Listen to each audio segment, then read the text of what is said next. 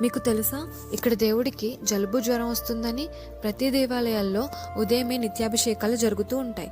కానీ ఇక్కడ సంవత్సరానికి ఒక్కసారి మాత్రమే అభిషేకాలు జరుగుతాయి. అదే ఒరిస్సాలో ఉన్న పురి జగన్నాథ స్వామి గుడి.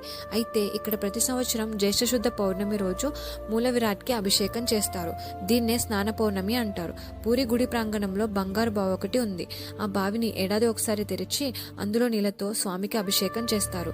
ఆ రోజు గర్భాలయం నుంచి విగ్రహాలను తెచ్చి స్నానవేది అనే చోట భక్తులందరికీ కనిపించేలా ఉంచి 108 బిందెలతో అభిషేకం చేస్తారు.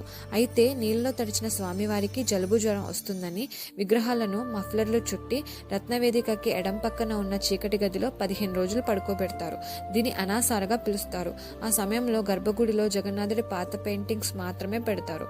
పూరి జగన్నాథ స్వామికి సంవత్సరం మొత్తం చప్పన్ భోగ్ అంటే 56 రకాల నైవేద్యాలు పెడతారు. కానీ ఈ 15 రోజులు ఆ నైవేద్యాలు కూడా పెట్టరు.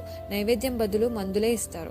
15 రోజుల తర్వాత దేవుడికి నయమైపోయిందని రాజవైద్యుడు ప్రకటిస్తాడు.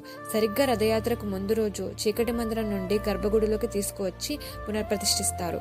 ఈ విధానం తరతరాలుగా జరుగుతూ ఉంది. భారతదేశంలో పూరి జగన్నాథుడి ఆలయంలో ఉన్న వింతలు మరే దేవాలయానికి ఉండవు. Wait for next video.